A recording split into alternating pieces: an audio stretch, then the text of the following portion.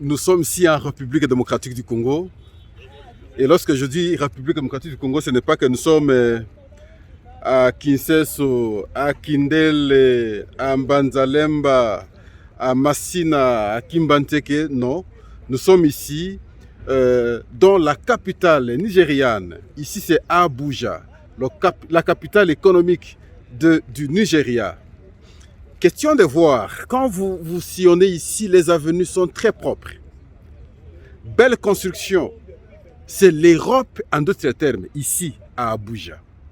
Mais ce qui est plus curieux, c'est que le terrain que vous voyez ici, le terrain ici se nomme la République démocratique du Congo. Pourquoi? Parce qu'il s'agit de l'espace de l'ambassade de la République démocratique du Congo. C'est en République démocratique du Congo de construire. Vous voyez dans ces conditions, on a accordé 3 ans pour la République démocratique du Congo. 2 ans viennent de s'écouler. 1 année est restée pour qu'on construise ici. Mais jusqu'au moment où nous sommes en train d'échanger, rien ne s'est fait. Mais ce qui est plus curieux, c'est que pendant qu'on traîne encore les pas pour la construction de ce site, qui est la République démocratique du Congo, il y a un autre pays, pas un autre pays, mais c'est le Rwanda. Le Rwanda maintenant qui commence à ouvrir ses yeux pour venir confisquer l'espace de la République démocratique du Congo. Mais c'est honteux. Non seulement qu'il nous indispose à l'est de la République démocratique du Congo, mais en plus ici, à Abuja, très loin. Et c'est le Rwanda qui voudrait maintenant récupérer l'espace. Mais il n'a pas peut-être la faute. Toutes les constructions que vous voyez ici, c'est les ambassades. Ça, c'est Burkina Faso. C'est les ambassades. Tous les autres pays ont construit, sauf la République démocratique du Congo qui ne sait pas construire ici. J'ai honte quand j'interviens comme ça, mais comprenons que c'est comme ça que nous sommes, l'image que nous affichons au niveau international.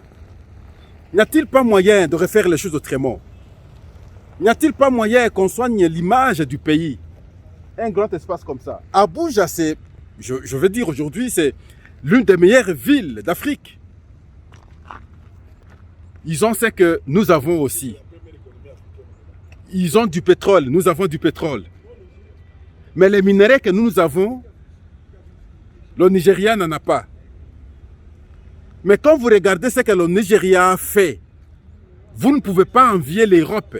Tout est propre, de très belles avenues, de très belles routes, de très belles constructions, partout à travers la ville. Ah, en tout cas, franchement, c'est joli. Mais ici, nous n'avons rien. Ça, c'est... Quand vous regardez ça, c'est l'effort particulier de l'ambassadeur. Mais l'État congolais est indifférent. Indifférent. On ne sait pas quand est-ce qu'on aura la construction. Mais je pense, parce qu'on nous a accordé 1 année, c'est le temps de fournir rapidement l'effort. Au nom du pays, très rapidement, parce que des années sont passées cet espace dans cet état. Nous sommes convaincus qu'avec le président de la République, Félix Tshisekedi, qui comprend les enjeux, qui comprend, qui veut redorer l'image de notre pays au niveau international, on va construire ici. On aura une belle construction pour que finalement le Rwanda ne tente plus de nous confisquer cet espace que vous voyez. Ce sera honteux. Nous vous disons merci. Merci parce que il fallait découvrir certains endroits, comprendre que nous reculons trop et on ne peut pas continuer à marcher sur nous. Et donc ici, nous avons cité le Rwanda qui veut nous confisquer cet espace ici, au niveau du Nigeria, précisément à Abuja, simplement parce que nous négligeons, nous ne savons pas construire, nous laissons les choses comme ça et pourtant tous les autres, les espaces qui ont été confiés par l'État nigérien, tous les autres ont construit, sauf la République démocratique du Congo. Voilà, c'est à ce niveau qu'il y a la honte. Deuxième honte, c'est qu'on ne peut pas comprendre que le Rwanda tente de nous confisquer et nous sommes là en train d'observer. Voilà, on continue. La ville, chez les amis, chez les autres. Chez les autres, c'est joli. Mais chez moi, ce sera aussi joli demain. Question de la volonté simplement. Oh là là. Et puis on dit, bon voilà, Joseph Kabila rentre encore au pouvoir, mais il va revenir pour faire quoi finalement, cher Congolais? Dans ces conditions, 18 ans durant, il n'a rien fait. Non, non, c'est impossible, c'est incroyable ce que je vois ici. Impossible. On peut tout penser sauf rêver que celui-là rentre. C'est lui qui nous a mis dans cet état-là, état de la pauvreté, dans ces conditions. Ça, c'est chez les amis. Regardez les bâtiments. Oh, quelle beauté. On avance. Regardez de l'autre côté. Quelle admirable ville. Quand vous regardez les véhicules, tous les véhicules sont propres. Ah, mais curieusement, je n'ai pas vu les 207. Je n'ai pas vu les gens s'amasser pour chercher le transport. Non, nulle part. Mais on aurait l'impression comme si tout le monde est véhiculé. Alors que tout le monde n'est pas véhiculé. Regardez la beauté de la ville africaine. Ils ont fait quoi pour mériter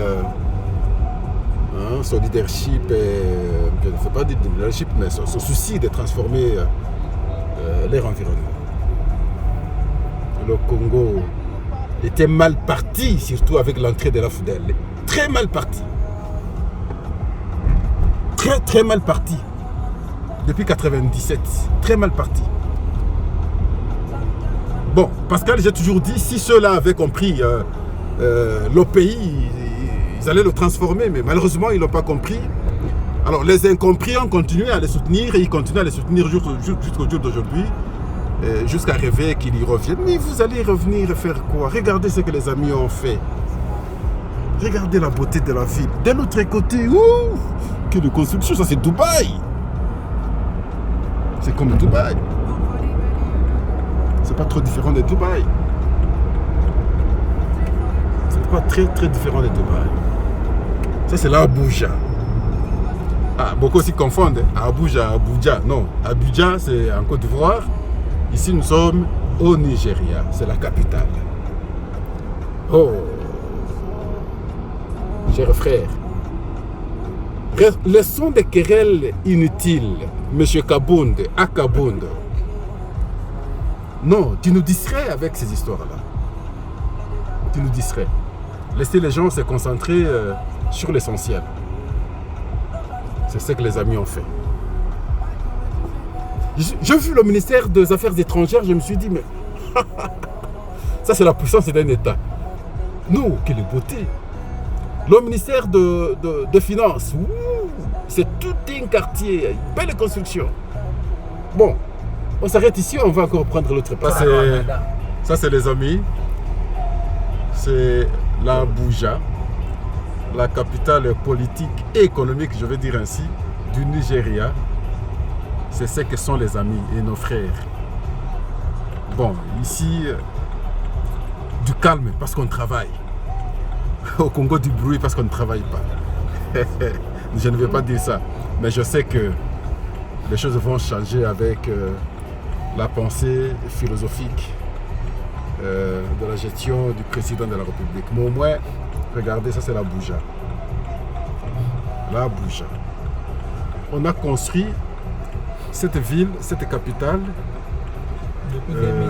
depuis 2007 dans ces conditions où tout est propre. Ici, tout est propre. Tout est propre. Il n'y a pas envié l'Europe. On ne sait pas envier l'Europe ici. C'est la meilleure ville de l'Afrique, je vais dire. Je ne veux pas parler de l'Afrique du Sud, mais j'ai sillonné dans plusieurs pays, les capitales de plusieurs pays.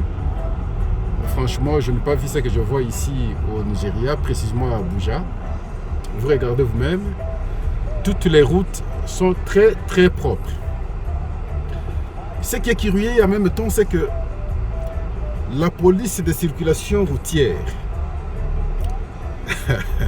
qu'est-ce que je vais dire? Je souris d'abord parce que ce que je vois, c'est l'antipode de ce qui se passe chez nous, le contraire absolu de ce qui se passe chez nous. Et donc, il est respecté, il suffit juste qu'il soulève son doigt, le véhicule s'arrête. On respecte et on le respecte. Voilà les conditions. Les routes sont tellement propres que même le conducteur n'a pas d'effort.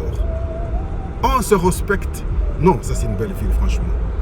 Mais ne croyez pas que nous sommes sortis de l'Afrique. Il s'agit ici de l'Afrique. Est-ce qu'il y a eu de la magie, même si à travers les théâtres qu'on nous fait voir une certaine puissance spirituelle sur ce qu'ils font. Est-ce que c'est de la magie qu'on a construit la ville? Je dis non. Il s'est agi d'une détermination des dirigeants. Bon, je suis convaincu que s'il n'y a pas guerre à l'Est, avec la volonté du chef de l'État, on peut transformer beaucoup de choses. Mais là, ce qui est plus curieux, c'est qu'on se pose la question. Depuis tous ces temps, ceux qui dirigeaient le pays depuis longtemps, ici c'est depuis 2009, c'est 2009 2016 2007.